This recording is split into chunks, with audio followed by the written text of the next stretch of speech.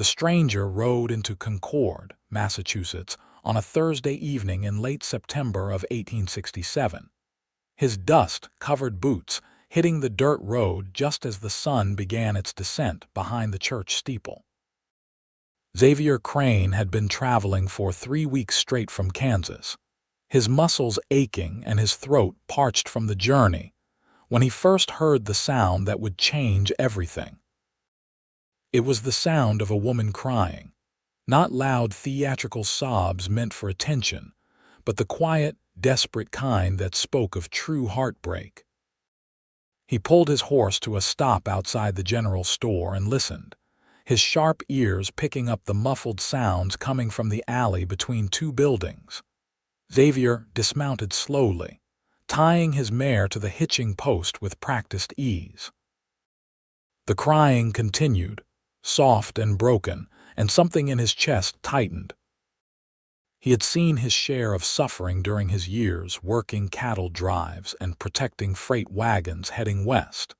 But there was something about genuine sorrow that always affected him more than any gunfight or stampede ever could. He was 26 years old, tall and broad-shouldered with dark hair that fell just past his collar and gray eyes that had witnessed more than most men twice his age. People often said he had the look of someone who carried too many memories, but Xavier preferred to think of himself as simply cautious. He walked around the corner and found her sitting on an overturned crate, her face buried in her hands. She wore a simple blue cotton dress that had seen better days, and her auburn hair was coming loose from its pins, falling in waves around her shoulders. Even in her distress, Xavier could see she was beautiful in that understated way that struck a man deeper than mere prettiness ever could. "Miss," he said gently, not wanting to startle her. "Are you hurt?" She looked up quickly, her eyes red and swollen from crying.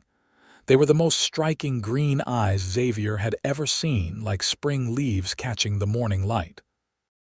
She wiped at her face hastily, clearly embarrassed to be caught in such a state by a complete stranger. "I am fine," she said, but her voice cracked on the last word, betraying her. "Please just leave me be." Xavier knew he should respect her wishes and walk away. A proper gentleman would tip his hat and continue on to the saloon for that drink he had been dreaming about for the last 50 miles. But Xavier Crane had never been particularly good at doing what he should when his instincts told him otherwise. "Begging your pardon, miss, but you do not sound fine," he said, keeping his distance to show he meant no threat. "My mama raised me better than to walk away from someone in distress. If there is anything I can do to help, I would be honored to try." The woman looked at him for a long moment, seeming to weigh whether she could trust him. Something in his face must have satisfied her because her shoulders sagged and fresh tears spilled down her cheeks. "My locket," she whispered. "I have lost my locket and I cannot find it anywhere. I have searched everywhere I have been today, but it is simply gone." Xavier might have expected her to be crying over something more dramatic. A lost locket seemed like a small thing to cause such grief, but he had learned long ago not to judge another person's pain. Clearly, this particular piece of jewelry meant something significant to her. "Tell me about this locket," he said, moving a bit closer and leaning against the building's wall. "What does it look like?" "It is silver," she said, her voice steadier now as she described it. "About the size of a dollar coin with a pattern of roses engraved on the front. Inside, there are 2 photographs, one of my mother and one of my father. They both died 4 years ago in a fire, and that locket is the only thing I have left of them. The only thing." Xavier understood now. This was not about a piece of jewelry. This was about memory, about connection to the dead, about holding on to something precious when everything else had been taken away. He had felt something similar when he lost his own father to cholera during a cattle drive when Xavier was just 17. "What is your name, miss?" he asked. "Josephine," she said. "Josephine Oakley. People call me Josie." "Well, Miss Josie, my name is Xavier Crane, and I am going to help you find that locket," he said with conviction. "Tell me everywhere you have been today, and we will retrace your steps together." Josie looked at him with such hope and gratitude that Xavier felt his heart skip in a way it never had before. She stood up from the crate, smoothing her dress with trembling hands. "You would do that for a stranger?" she asked. "I would," Xavier said simply. "Now let us not waste any more light." "Where did you go first this morning?" Josie took a breath and began to recount her day. She had woken early at the boarding house where she lived on the east side of town.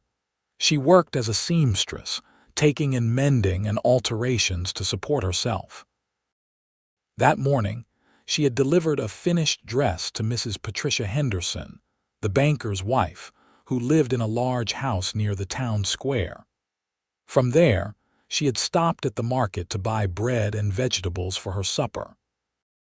Then she had visited the church to arrange flowers for Sunday's service, something she did every Thursday as volunteer work.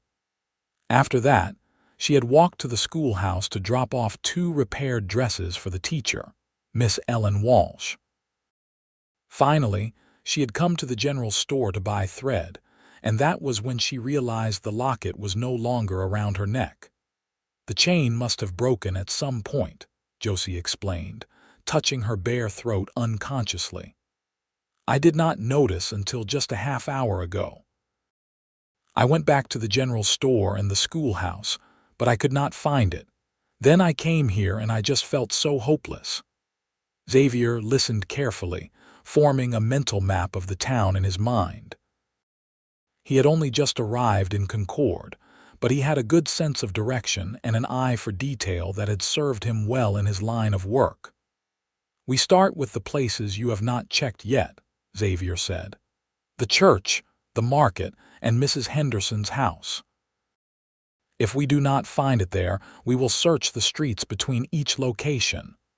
"But it will be dark soon," Josie said, worry creasing her brow.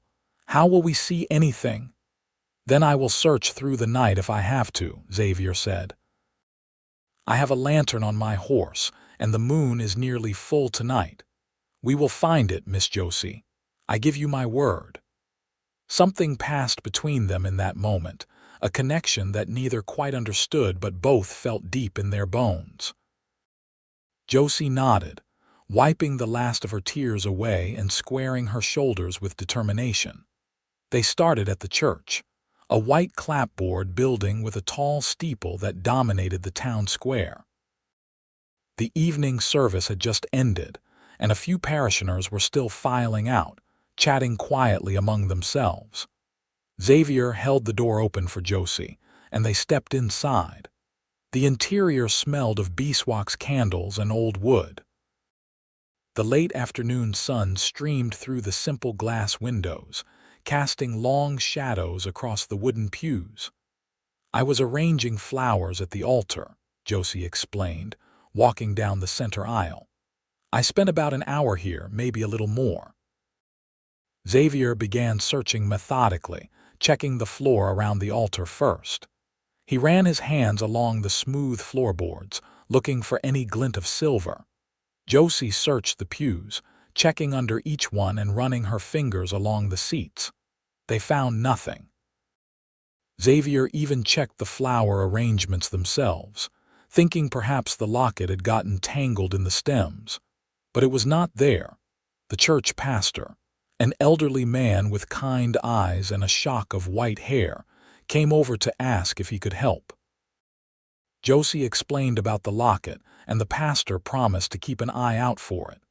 He would also mention it to the congregation on Sunday, in case someone had found it and turned it in. "Thank you, Pastor Williams," Josie said, and Xavier could hear the disappointment in her voice. They left the church and walked toward the market square. The vendors were packing up their stalls for the night, and the crowd had thinned considerably. Xavier questioned several of the merchants, describing the locket in detail. One woman selling vegetables thought she might have seen something silver on the ground earlier, but had not stopped to pick it up. She pointed toward the corner where the baker had his stall. Xavier and Josie hurried over, searching the area thoroughly. Xavier got down on his hands and knees, not caring about the dirt on his clothes, examining every inch of ground. Josie searched the nearby areas, her movements becoming more frantic as the light continued to fade. "It is not here," she said finally, her voice small and defeated. "Maybe someone found it and kept it. Maybe it is already gone forever." "Do not give up yet," Xavier said, standing and brushing the dust from his knees. "We still have Mrs. Henderson's house to check and all the streets in between. Come on." Mrs. Henderson's house was indeed impressive, a two-story home with a neat garden and a white picket fence. Xavier knocked on the door and a maid answered. When Josie explained why they were there, the maid led them inside. Mrs. Henderson herself appeared, a plump woman in her 50s with an air of self-importance. "Oh, my dear," she said to Josie with exaggerated sympathy. "How dreadful for you. Of course you may search. I will have the staff help look as well." For the next 30 minutes, Xavier, Josie, and 3 members of the Henderson household staff searched the entrance hallway, the sitting room where Josie had delivered the dress, and the path leading from the front door to the street. Xavier even checked the bushes along the walkway, thinking the locket might have caught on branches if the chain had broken there. But again, they found nothing. By the time they finished, the sun had set completely. The streets of Concord were lit by scattered oil lamps, and the temperature had dropped significantly. Josie shivered, and Xavier noticed she had no shawl or coat with her. Without thinking, he shrugged out of his worn leather jacket and draped it over her shoulders. "I cannot take your jacket," Josie protested, but she pulled it tighter around herself nonetheless. "You already did," Xavier said with a small smile. "Now let us search the streets. I will get my lantern from my horse." They walked back toward the general store where Xavier had left his mare. He retrieved the lantern, lit it with a match, and held it high. The warm glow pushed back the darkness around them, creating a bubble of light that they moved through the streets together. Xavier led the way, walking slowly and carefully, his eyes scanning the ground constantly. Josie walked beside him, doing the same. They retraced her steps from the boarding house to Mrs. Henderson's, checking every inch of the dusty road. They found a few coins, several buttons, and even an old pocket watch that Xavier pocketed to turn in to the sheriff in the morning, but no locket. They searched the path from Mrs. Henderson's to the market, then from the market to the church. At each intersection, Xavier made sure they covered every possible route Josie might have taken. The work was slow and methodical, and as the hours passed, Xavier noticed Josie starting to drag her feet. "Maybe we should rest for a moment," he suggested. "No," Josie said firmly, though he could see the exhaustion in her face. "Please, I cannot give up. Not yet." Xavier admired her determination. They continued on, searching the route from the church to the schoolhouse. The schoolhouse was a simple one-room building at the edge of town, and the area around it was darker, with fewer street lamps. Xavier held the lantern higher, moving it back and forth in wide arcs to cover as much ground as possible. "I came in through the front door, handed the dresses to Miss Walsh, spoke with her for perhaps 10 minutes, and then left through the same door," Josie recounted, walking the path again as she spoke. Xavier examined the front steps carefully, checking each wooden plank. He searched the small yard in front of the school, working in a grid pattern to ensure he missed nothing.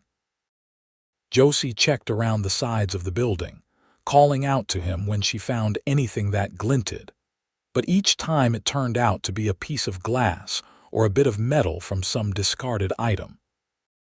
They had been searching for nearly 4 hours when they finally reached the path from the schoolhouse back toward the general store. This was a longer stretch, and by now It was well past midnight.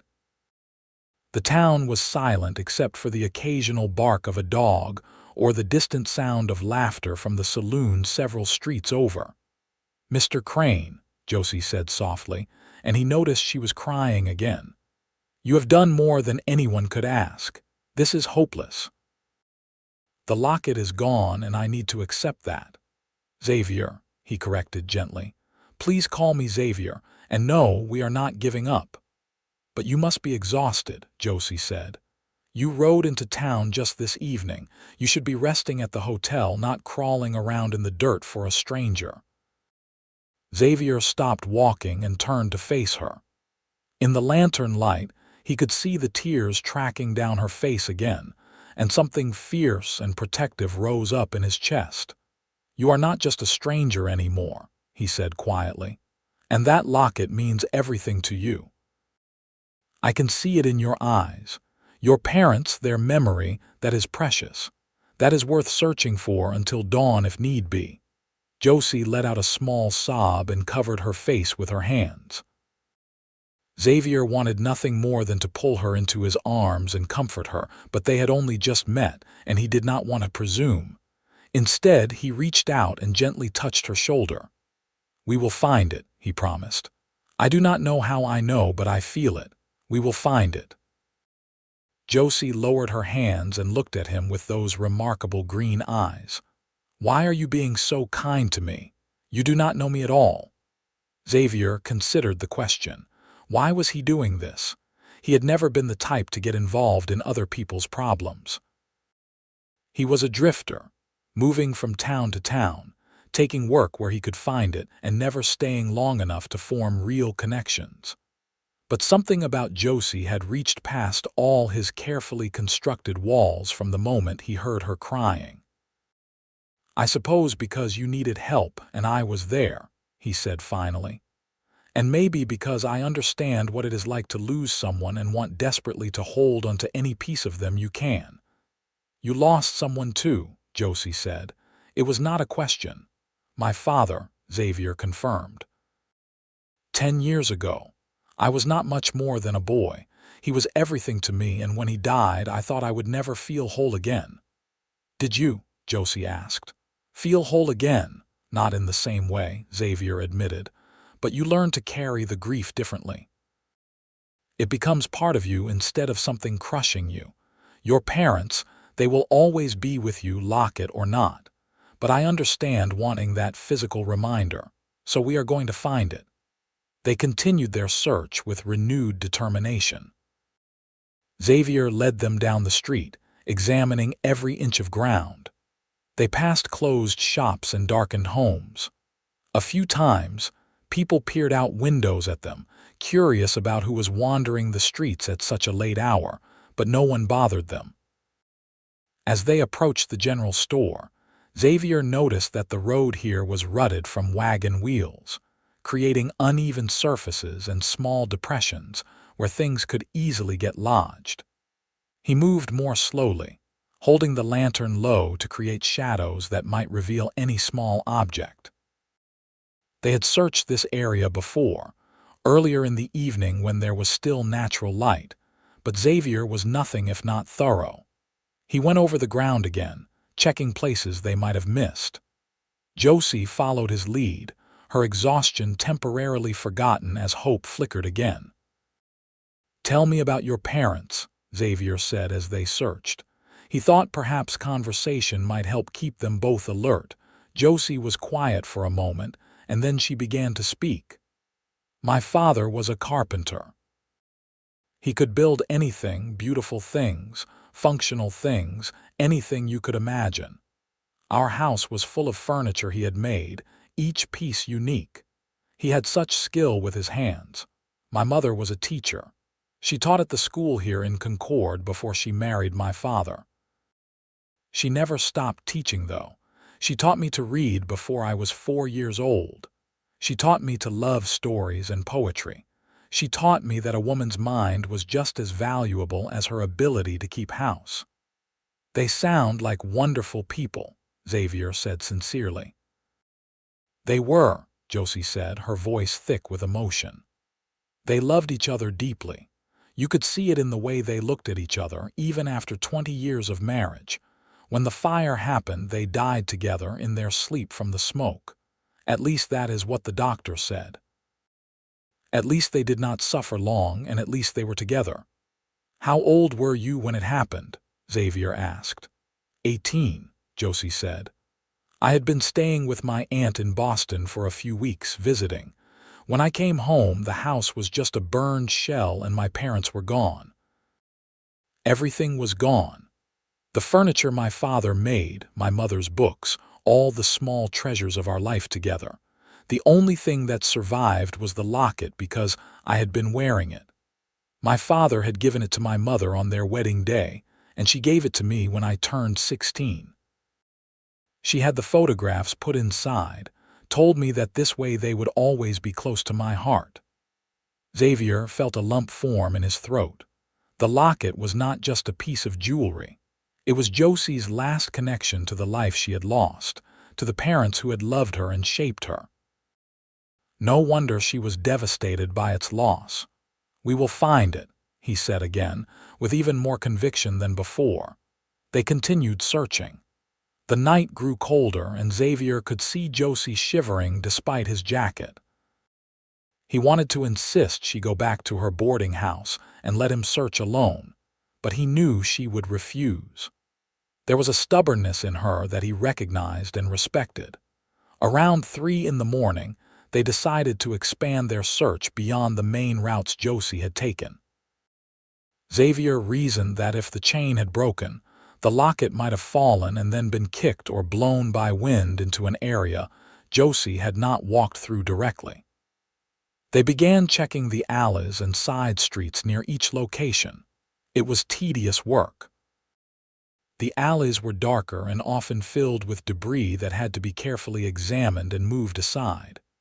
Xavier found all manner of discarded items: broken pottery, scraps of cloth, rusted tools, torn paper. Each time something glinted in the lantern light, Josie would gasp hopefully, only to be disappointed again. By 4 in the morning, even Xavier was starting to feel the effects of exhaustion.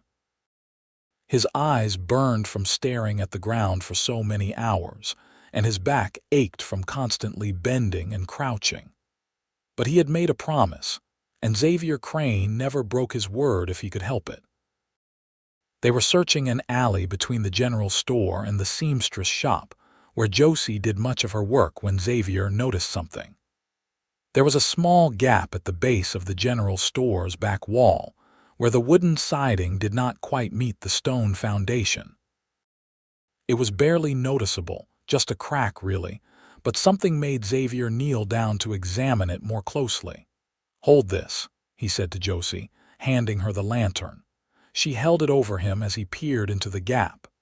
At first, he saw nothing but darkness and spider webs.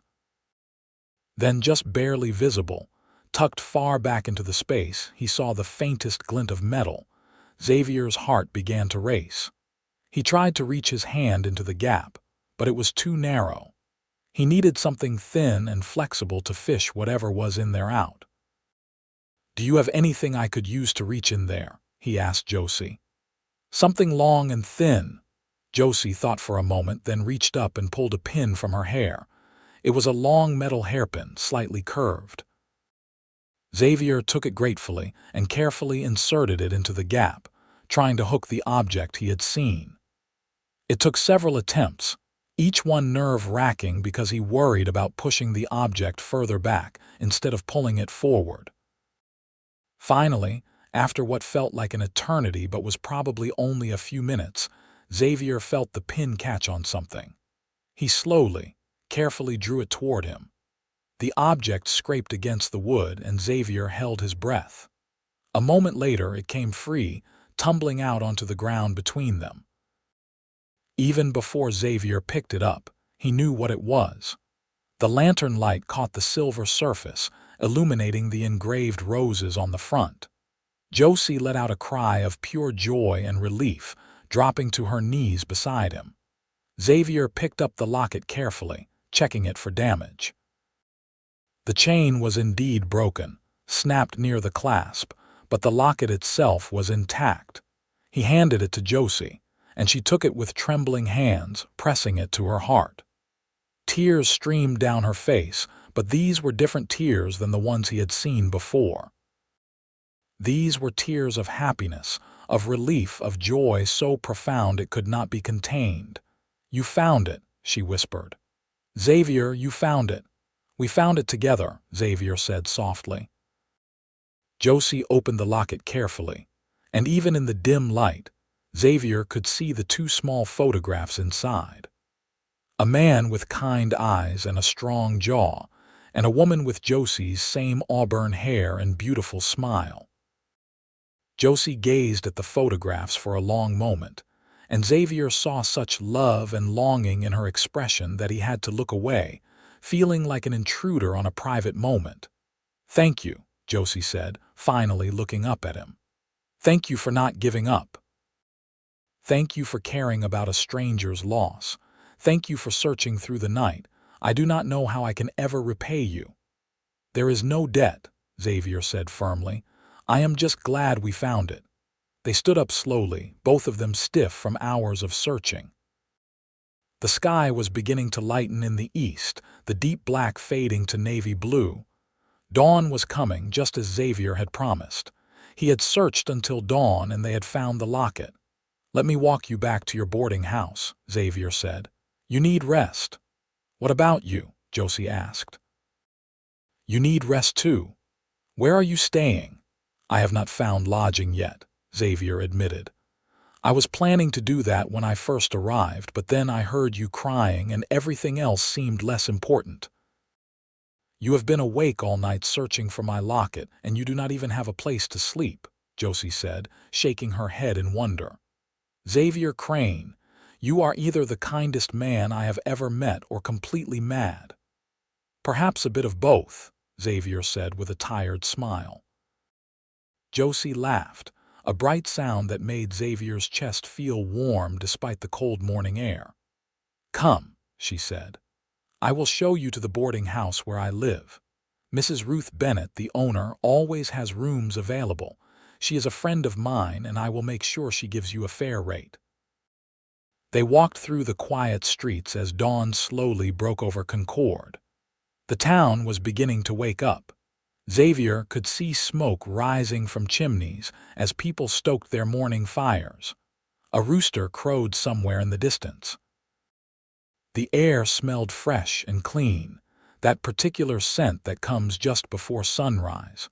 The boarding house was a large, well-maintained building painted a cheerful yellow.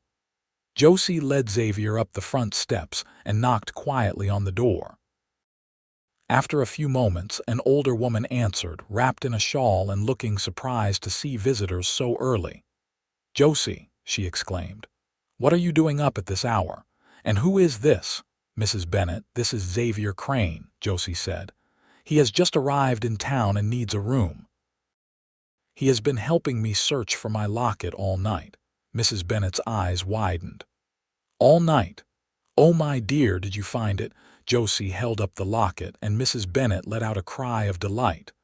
"Oh, thank heavens, come in, both of you. You must be exhausted." "Mr. Crane, I have a room available on the second floor. Very comfortable, very clean. You look like you could sleep for a week." "That sounds wonderful, madam," Xavier said gratefully. Mrs. Bennett showed Xavier to his room while Josie waited downstairs. It was indeed a nice room, simple but clean, with a real bed, a washstand, and a window that looked out onto the street. Xavier had stayed in far worse places during his travels. "Miss Josie is a special girl," Mrs. Bennett said as she lit the lamp on the bedside table. "She has been through so much, losing her parents like that. For her to trust you enough to let you help her, well, that says something good about you, young man." "She is very special," Xavier agreed, surprised by how much he meant it. He had only known Josie for a handful of hours, but already she had made an impression on him that he knew would not fade easily. When Xavier came back downstairs, Josie was waiting for him in the front parlor. She had removed his jacket and was holding it out to him. "Thank you again," she said. "For everything. For the jacket, for searching, for finding my locket, for giving me hope when I had none left." Xavier took the jacket but found himself reluctant to say goodbye. There was something between them now, something that had formed during the long night of searching. A connection, fragile and new but real nonetheless. "What will you do now?" Josie asked. "How long are you staying in Concord?" "I have not decided yet," Xavier said honestly. "I came here looking for work. I heard there were some ranches in the area that might need hands." "There are," Josie confirmed. "Mr. Samuel Cooper owns a ranch about 5 miles west of town. He is always looking for good workers." "Then perhaps I will ride out there tomorrow after I have slept," Xavier said. "What about you? What will you do today?" "Work," Josie said with a small smile. "I have 3 dresses to finish by Saturday. But first, I am going to have the jeweler repair the chain on my locket. I never want to risk losing it again." They stood there for a moment, neither quite ready to part ways. Finally, Xavier tipped his hat to her. "Good night, Miss Josie," he said. "Or rather, good morning." "Good morning, Xavier," she replied softly. "Sleep well. You have earned it." Xavier climbed the stairs to his room feeling lighter than he had in years. As he removed his boots and lay down on the bed, still fully clothed because he was too tired to bother changing, he found himself thinking about green eyes and auburn hair, and a woman brave enough to search through the night for something precious. He fell asleep with a smile on his face. Xavier woke late in the afternoon to the sound of horses and wagons passing by on the street below his window. For a moment he was disoriented, forgetting where he was. Then the memories of the previous night came flooding back. The crying woman, the lost locket, the hours of searching. The joy on Josie's face when he pulled the locket from that narrow gap. He sat up slowly, his muscles protesting. His back was stiff, and his hands were scraped and dirty from all the searching he had done. But he felt good, satisfied in a way he had not felt in a long time. He had helped someone. He had made a difference. And he had met someone who had stirred something in him that he thought had died years ago. Xavier washed up using the basin and pitcher of water on the washstand. He changed into a clean shirt from his saddlebag, ran a hand through his hair to tame it somewhat, and headed downstairs. Mrs. Bennet was in the kitchen, and the smell of fresh bread made his stomach growl. "Well, good afternoon, sleeper," Mrs. Bennet greeted him with a warm smile. "I saved some lunch for you. Sit down and eat. You must be starving." Xavier did not argue. He sat at the small kitchen table, and Mrs. Bennet placed before him a plate of bread, cheese, cold meat, and pickled vegetables. It was simple fare but delicious, and Xavier ate gratefully. "Josie came by earlier to check on you," Mrs. Bennet said casually as she worked on preparing dinner. "She wanted to make sure you were resting well." Xavier felt a flutter of warmth in his chest at that information. "That was kind of her. She left something for you, Mrs." Bennet continued, reaching into her apron pocket and pulling out a small wrapped package. "She said to give this to you when you woke up." Curious, Xavier took the package and unwrapped it carefully. Inside was a handkerchief, beautifully embroidered with his initials. The stitching was expert, the letters formed with obvious skill and care. There was also a small note written in neat, elegant handwriting. The note read, "Xavier, thank you again for everything you did for me last night. You gave me back more than just a locket. You gave me hope and reminded me that there are still good people in this world. Please accept this small token of my gratitude. Josie." Xavier stared at the handkerchief and note for a long moment. No one had ever made him something like this before. It was such a personal, thoughtful gesture. He folded the handkerchief carefully and tucked it into his pocket, then did the same with the note. "She is quite taken with you," Mrs. Bennet observed, her eyes twinkling. "I have known that girl for 4 years, since she came back from Boston after her parents died. She keeps to herself mostly, works hard, does not socialize much, but she has a spark in her eyes today that I have not seen in a long time." "I am just glad I could help her," Xavier said, though he could not deny the pleasure he felt knowing that Josie had thought of him. "Are you planning to stay in Concord?" Mrs. Bennet asked, "or will you be moving on soon?" "I am not sure yet," Xavier admitted. "I was planning to look for work at the Cooper Ranch." "Sam Cooper is a good man," Mrs. Bennet said. "Fair employer, you should ride out there tomorrow. For now, you should rest more. You look like you could use another solid night's sleep." Xavier spent the rest of the afternoon and evening at the boarding house, resting and recovering from his long night. He took his horse to the livery stable and made sure she was properly cared for. He bought himself a proper meal at the small restaurant attached to the boarding house. And all the while, he found his thoughts returning again and again to Josie. The next morning, Xavier rode out to the Cooper Ranch. It was a clear, cool day in early October, and the autumn leaves were just beginning to turn colors. The ranch was impressive, with good grazing land and well-maintained buildings. Samuel Cooper himself met Xavier at the main house, a weathered man in his 50s with intelligent eyes and a firm handshake. "What experience do you have?" Cooper asked after the initial introductions. Xavier told him about his years working cattle drives, about the various ranches he had worked on across Kansas and Missouri, about his skills with horses and his ability to handle difficult situations. Cooper listened carefully, asking pointed questions. Finally, he nodded. "I can use a man like you," Cooper said. "The pay is fair, the work is hard but honest. You will bunk with the other hands. We have about a dozen men working here year-round. If you are interested, you can start tomorrow." Xavier accepted immediately. It felt good to have steady work lined up, to have a reason to stay in Concord for a while.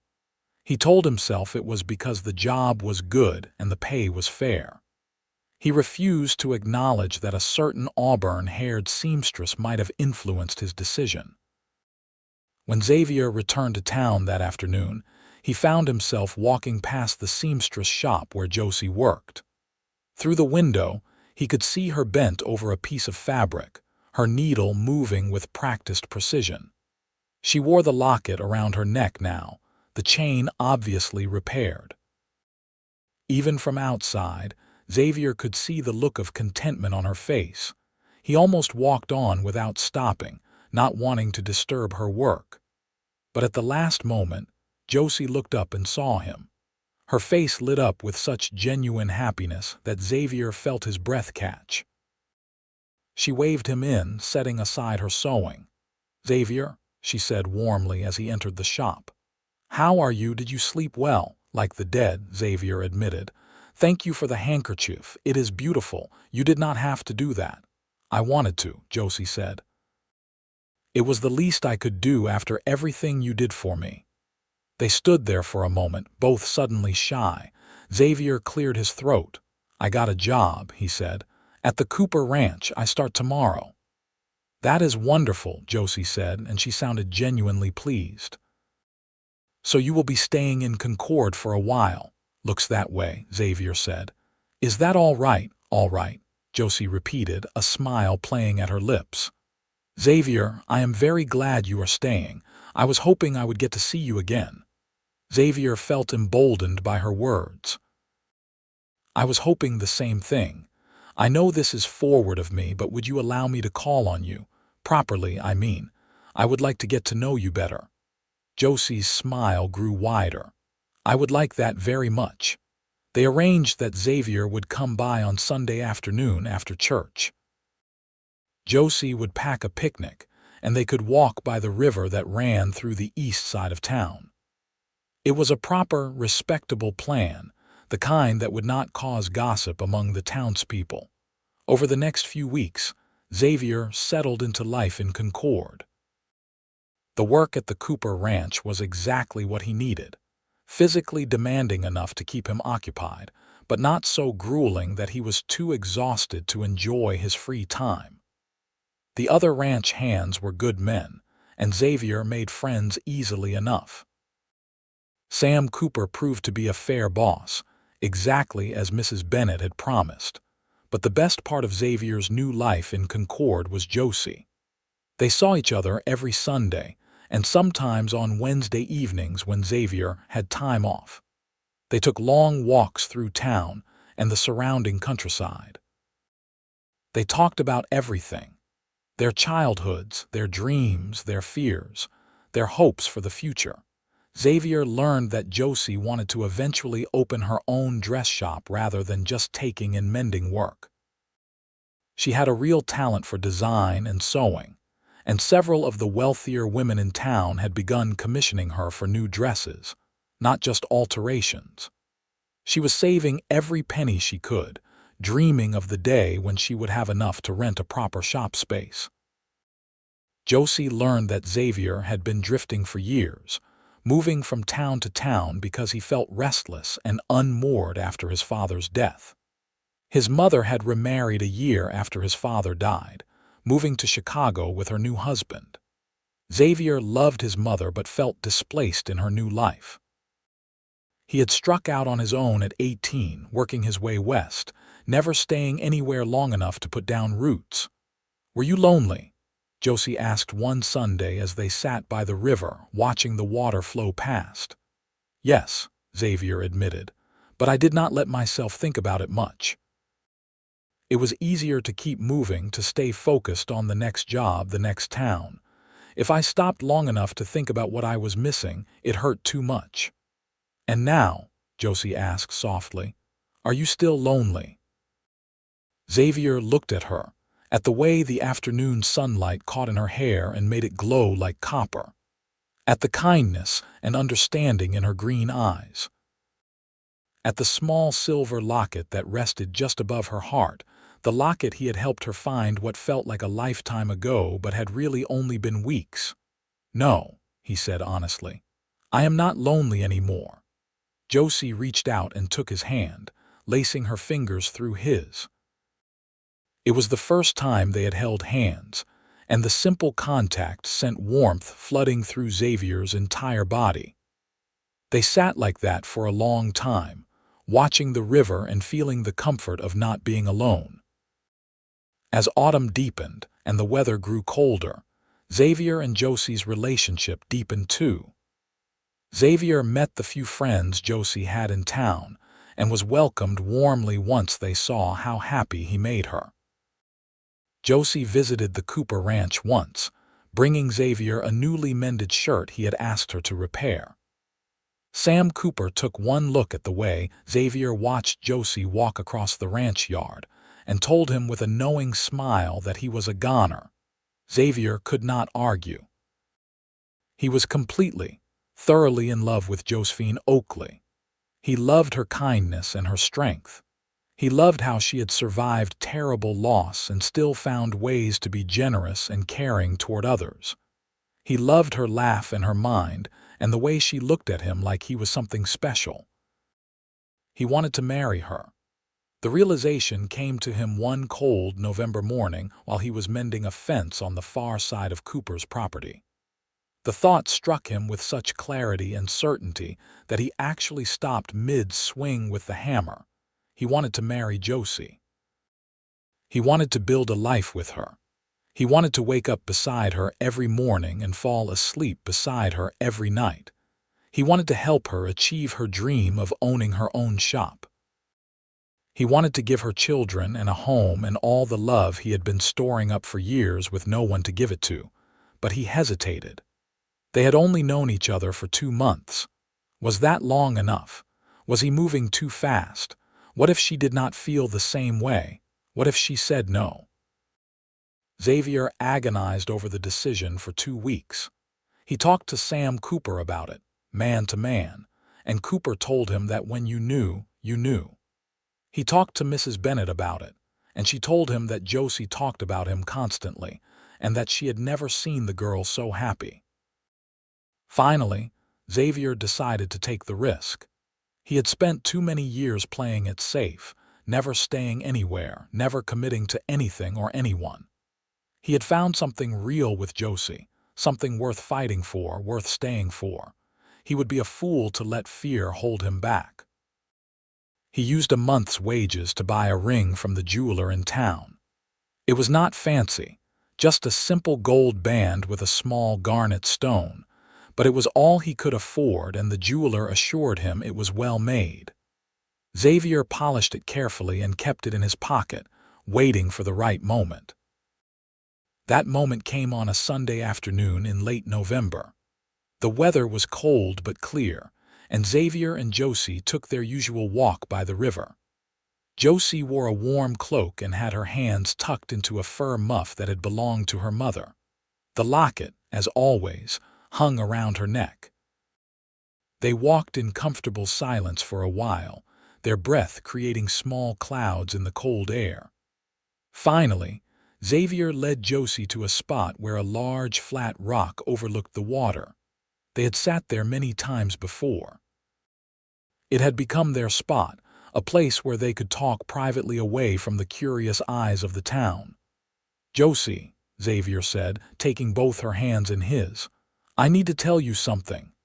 She looked up at him, her eyes questioning but trusting. Xavier took a deep breath, his heart hammering in his chest. "I came to Concord as a drifter, planning to stay maybe a few weeks, earn some money and move on like I always do," he began. "But then I heard you crying, and I found you in that alley, and everything changed. You changed everything." "Xavier," Josie whispered, but he pressed on before he lost his courage. "These past 2 months have been the happiest of my life. When I am with you, I feel like I have finally found what I have been searching for all these years. You make me want to stop running. You make me want to stay in one place and build something real and lasting." He let go of one of her hands and reached into his pocket, pulling out the small ring. Josie's eyes widened, and he saw tears beginning to form. "Josephine Oakley, I love you with everything I am," Xavier said, his voice rough with emotion. "I know we have not known each other long, but I have never been more certain of anything in my life. Will you marry me? Will you let me spend the rest of my life making you happy and keeping you safe and loving you the way you deserve to be loved?" For a moment, Josie said nothing, and Xavier felt his heart sink. Had he misread everything? Was she going to say no? But then a brilliant smile broke across her face and she threw her arms around his neck. "Yes," she cried. "Yes, yes, yes. Xavier, I love you too. I have loved you since that first night when you searched through the dark for my locket, when you cared about a stranger's pain and refused to give up. Yes, I will marry you." Xavier pulled her close, kissing her for the first time. It was a kiss full of joy and promise of dreams finally within reach.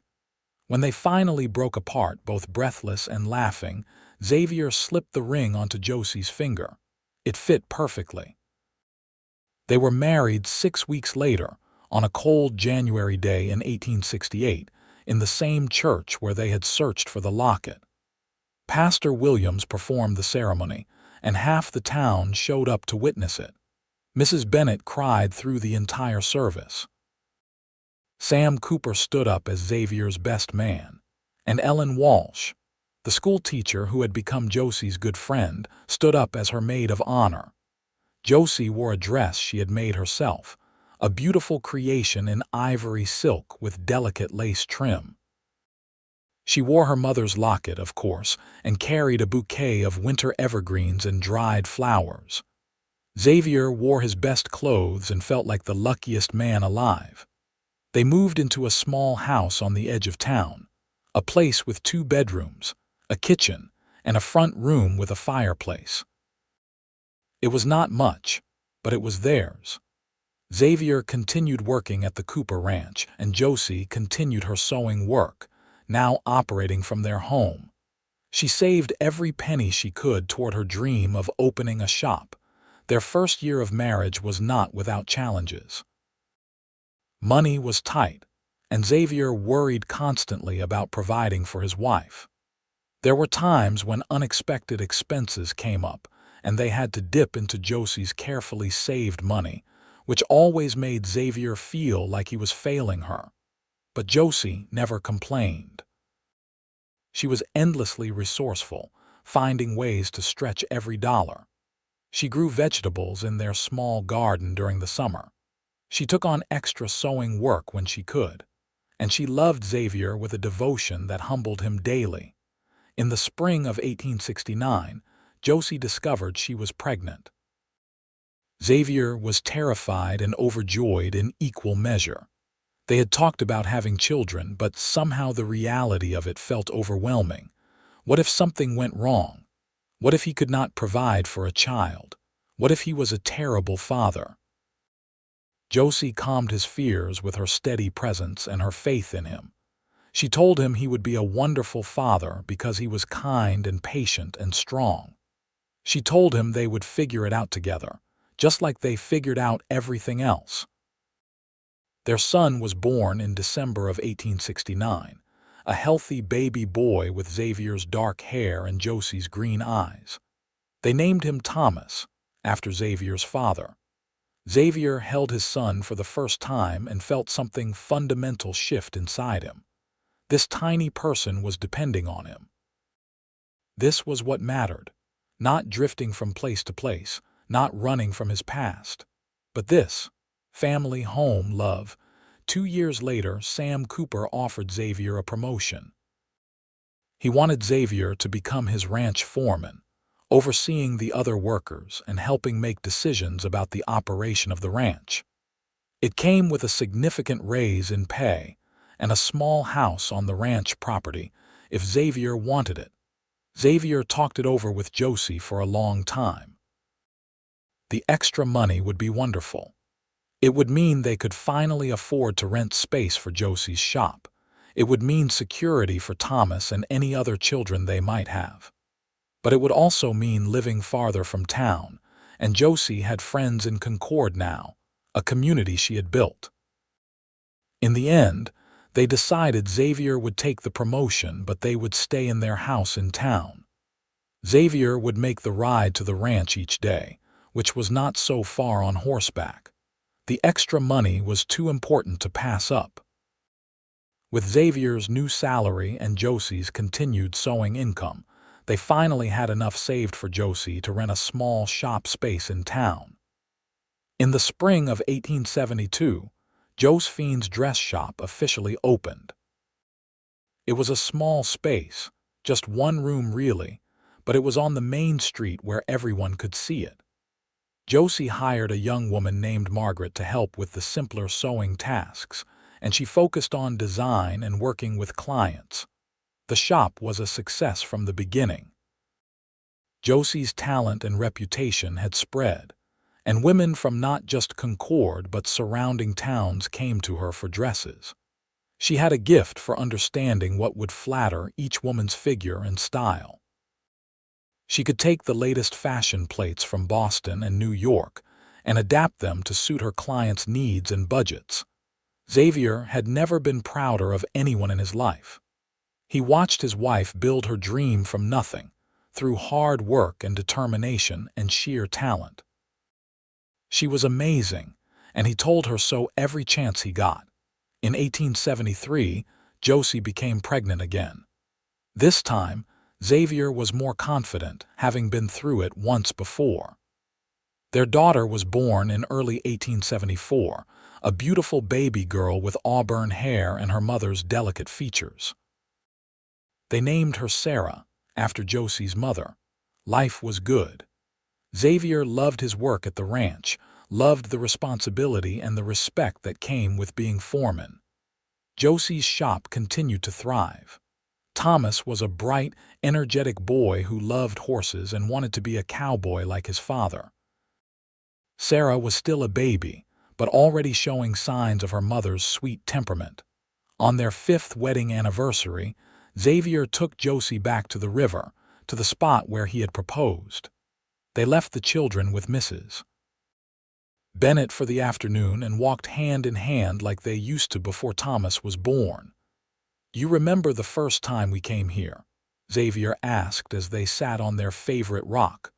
"Of course," Josie said, leaning against his shoulder. "I remember every moment of that time. How nervous you were, how certain I was that I would say yes before you even asked." "Were you?" Xavier asked with surprise. "Certain, I mean, absolutely," Josie confirmed.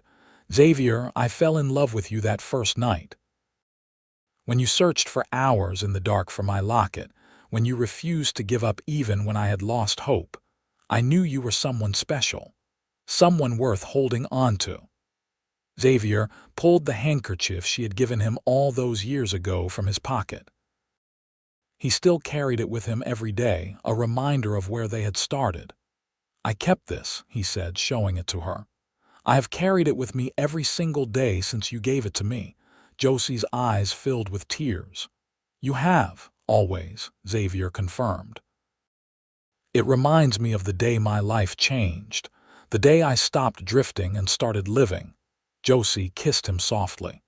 "You gave me back my parents' memory that night by finding the locket, but you gave me so much more than that. You gave me a future. You gave me a family. You gave me a reason to keep dreaming." They sat together as the afternoon faded into evening, talking about their children and their work and their plans for the future. They talked about maybe buying a bigger house someday, one with enough room for more children if they were blessed with them. They talked about expanding Josie's shop. They talked about Thomas learning to ride his own horse. But mostly, they just sat together, feeling grateful for everything they had built from that one night of searching in the darkness. The years continued to pass peacefully. Thomas grew into a responsible young man who did indeed become a talented horseman. At 16, Sam Cooper hired him to work at the ranch alongside his father. Xavier could not have been prouder. Sarah grew into a beautiful and talented young woman who inherited her mother's gift for sewing and design. She began helping in the shop at 14, showing remarkable skill. In 1883, Josie discovered she was pregnant again, a surprise as they had thought they were done having children. Sarah was 9 years old by then, and Josie was 40. But the pregnancy progressed well, and in early 1884 they welcomed another son whom they named James. Xavier was 50 by then, his dark hair starting to gray at the temples. But he still worked the ranch with the same dedication he always had. He still rode home to Josie every evening with joy in his heart. He still counted himself the luckiest man alive. Josie's shop had become one of the most successful businesses in Concord. She now employed 3 seamstresses and had moved to a larger space. Women came from as far as 50 miles away to commission dresses from her. She had achieved everything she had dreamed of and more, but success and money were not what made Josie happy. What made her happy was the life she had built with Xavier, the family they had created together, the love that had started with a lost locket and a kind stranger and had grown into something solid and enduring. On their 20th wedding anniversary, their children threw them a party. Thomas, now 21 and engaged to be married himself, gave a speech about how his parents had shown him what real love looked like.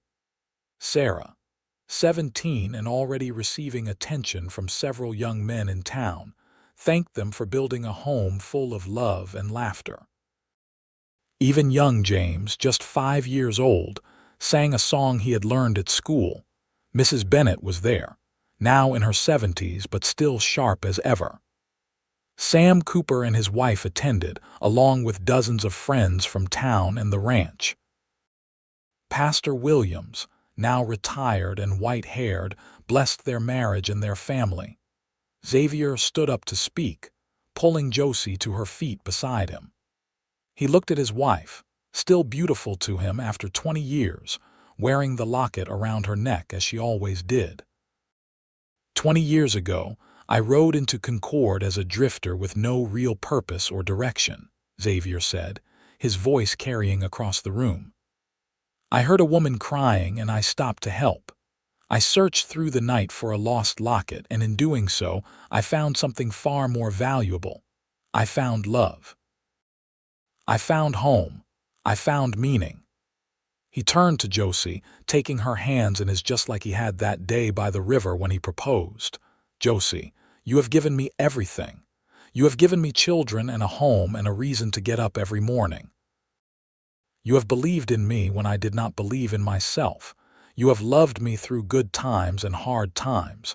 You have made me a better man than I ever thought I could be. Tears streamed down Josie's face as she smiled at him. Xavier, you saved me that night. Not just by finding my locket, but by reminding me that I was not alone, that there was still goodness in the world, that I could trust and love again after losing so much. You gave me a family to replace the one I lost. You gave me dreams to replace my grief. You gave me everything. They kissed as their friends and family applauded. Thomas Wolfe whistled and Sarah laughed. Little James clapped his hands excitedly, not fully understanding what was happening but caught up in the joy of the moment. Xavier and Josie continued their lives together, watching their children grow and build lives of their own. Thomas married a kind woman named Catherine and took over as foreman of the Cooper Ranch when Xavier finally retired at 65. Sarah married a doctor and continued to help run her mother's dress shop. James, the surprise baby, grew up to become a teacher, fulfilling some of the legacy of his grandmother. They became grandparents many times over. Thomas and Catherine had 5 children. Sarah and her husband had 3. Eventually, James married and had 2 children of his own. Xavier and Josie's small house became too cramped for family gatherings, so they finally bought the bigger house they had talked about so many years ago. As they grew older, Xavier and Josie made it a tradition to walk by the river every Sunday afternoon, weather permitting. They would sit on their rock and talk about their week, their children, their grandchildren.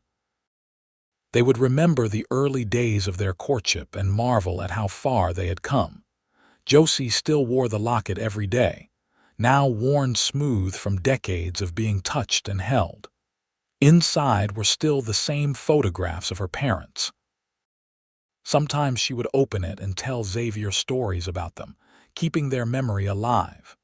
Xavier never tired of hearing the stories. On their 40th wedding anniversary, Xavier was 70 and Josie was 62. They celebrated quietly, just the two of them, with a simple dinner at home. Their children had offered to throw another party, but Xavier and Josie preferred the intimacy of being alone together. After dinner, they sat by the fire, Josie reading while Xavier dozed in his chair. It was peaceful and comfortable and perfect. At some point, Josie set her book aside and just watched Xavier sleep, feeling overwhelming gratitude for the life they had built together. Xavier woke to find her watching him. "What are you thinking about?" he asked, his voice rough from sleep. "That night," Josie said, "the night we met. If I had not lost my locket, if you had not heard me crying, if you had decided to just walk past and not get involved, none of this would exist. Our children would not exist. Our grandchildren would not exist. This whole beautiful life we have built would never have happened." "Fate," Xavier said simply. "It was meant to be. You were meant to lose that locket. I was meant to hear you cry. We were meant to find each other." "Do you really believe in fate?" Josie asked. "I believe in us," Xavier said. "I believe that some people are meant to be together, and we are 2 of those people. I have never doubted it, not for a single day in 40 years. Josie moved to sit on the arm of Xavier's chair, and he wrapped his arm around her waist like he had done thousands of times before.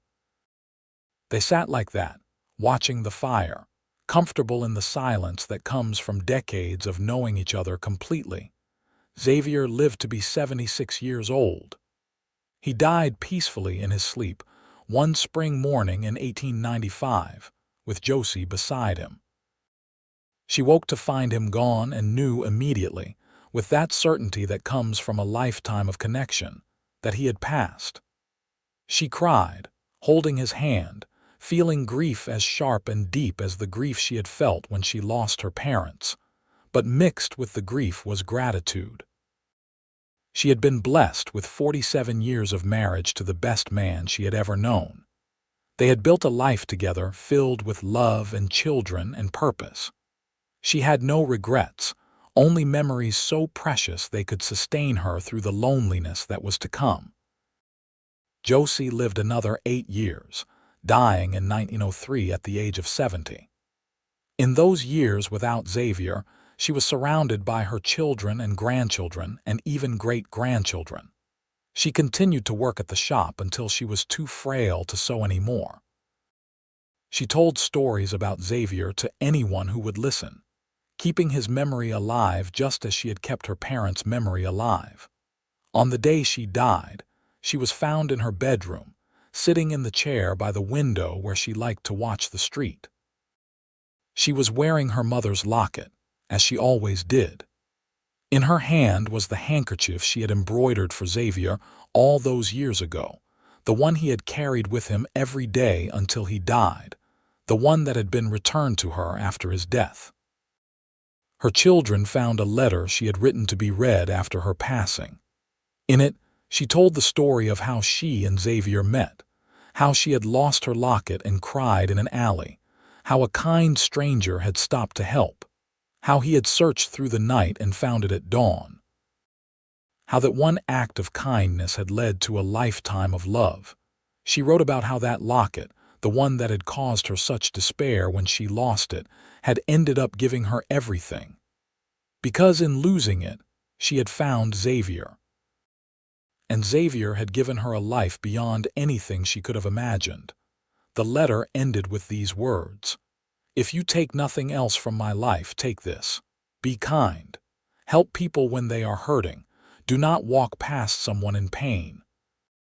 You never know what beautiful thing might grow from a simple act of compassion." Xavier stopped to help a crying stranger, and from that moment came 47 years of love, 3 children, 10 grandchildren, and countless blessings. All from one night of searching in the dark. All from refusing to give up when it would have been easier to walk away. Be the person who stays. Be the person who searches. Be the person who cares. That is how you build a life worth living.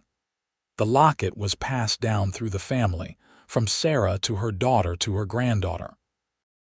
Each generation was told the story of the lost locket and the cowboy who searched until dawn to find it. The story of Xavier and Josie became family legend, a reminder that true love is built on kindness, dedication, and the willingness to search through darkness for something precious. And in that small cemetery outside Concord, 2 headstones sit side by side under an old oak tree. One reads, Xavier Crane, 1841–1895. Beloved husband and father he searched and found. The other reads, Josephine Oakley Crane, 1843–1903. Beloved wife and mother, she was found and cherished. Between the 2 headstones, their descendants planted roses, engraved roses like the ones on the silver locket, blooming every spring as a testament to a love that began with a loss and became something eternal.